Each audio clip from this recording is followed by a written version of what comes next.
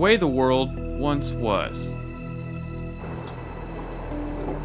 A land of extravagant abundance and frightening power, defined by the sea. A land where offshore islands are home to an abundance of wildlife, and where 10,000-foot peaks rise straight up from the edge of the sea.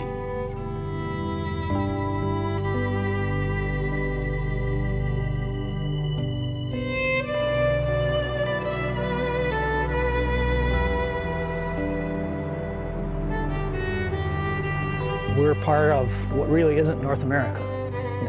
The aboriginal edge of North America was, back in the age of dinosaurs, was several hundred miles to the east of us. When you have a highly shattered and fractured landscape which is under a great deal of uplift, and then you add an intensive glacial history to that, so you get this extreme topography which characterizes especially northern Southeast Alaska.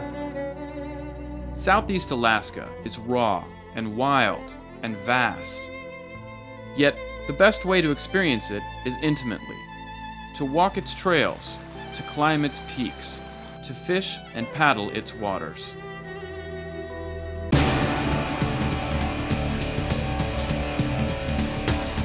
The Northwest Passage begins in Glacier Bay, a world of ice and rock and water.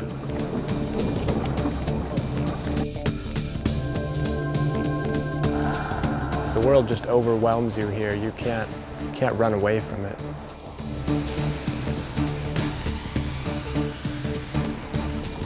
It's kind of like putting the pause button on your life for a while. It's a beautiful thing.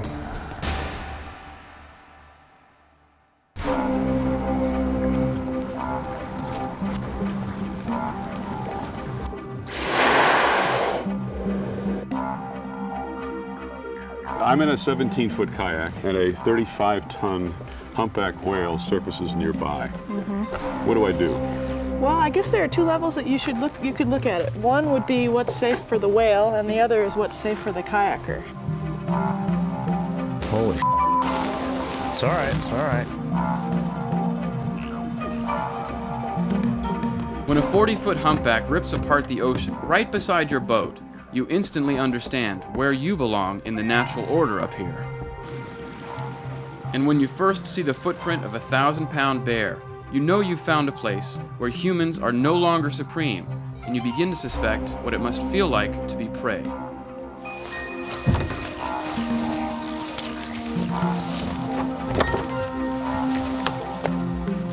One reason that there are so many brown and black bears here, more than anywhere else on Earth, is because there's so many fish.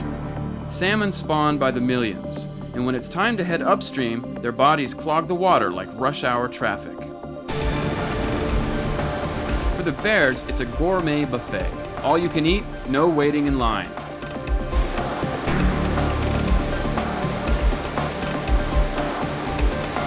And for people, it's fishing heaven.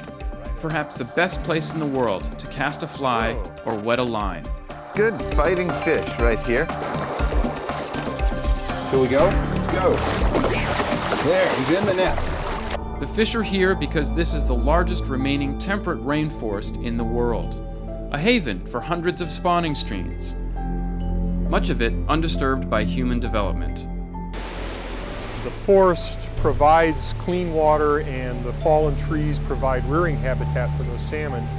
In turn, the decaying bodies of those salmon provide a nutrient rush that regenerates the forest, and the various animals of the forest feed on those salmon, and the droppings from those animals as they take that fish and move up into the forest provide fertilization for those trees. The wildlife, the fish, the forest, even the ground, everything here is interconnected. Look at the ground. The biggest and best trees in the forest grow on a limestone formation called karst. When you have karst, you generally have sinkholes and you have grikes and surface features, but the main thing that you think about with karst is underground drainage. So almost all the water goes into the ground and forms underground rivers and streams. Eons of rain falling on limestone give you caves, and Southeast Alaska is full of them.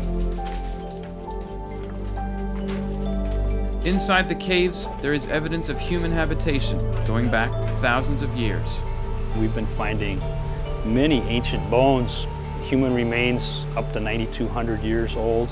Bears that may not even currently exist on the islands are being found, and they date back 7, 11, or even 35,000 years old. So it's changing ideas about how humans and animals migrated into North America. And outside the caves, in villages all over Southeast, Native people are struggling to preserve and revive a culture that has almost been lost. This art form was probably declared lost in the 1700s. My basketry was declared lost in the 50s. We're starting to bring that back. I think it's in the using of it, sort of like a language. If we use it, if it's danced, if it becomes part of our ceremonies, it'll actually come back to life. European history overlaps the Native culture, starting with the early Russian occupation. Clearly, the Orthodox Church was the moral compass for the community, and the Tlingit people, as they do with any other idea or concept or spiritual aspect of their life, took note of the church and carefully thought about it and reflected on it and came to accept it quite gradually.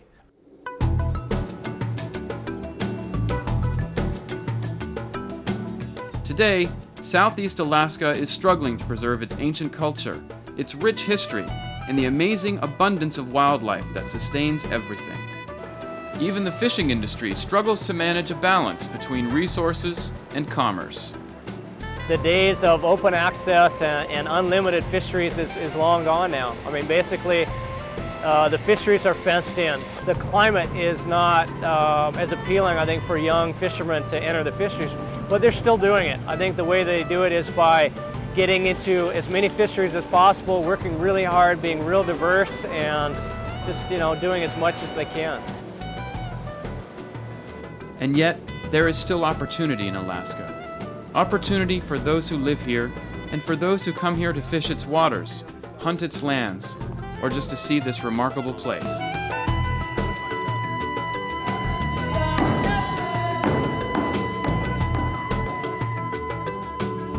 Ha ha ha!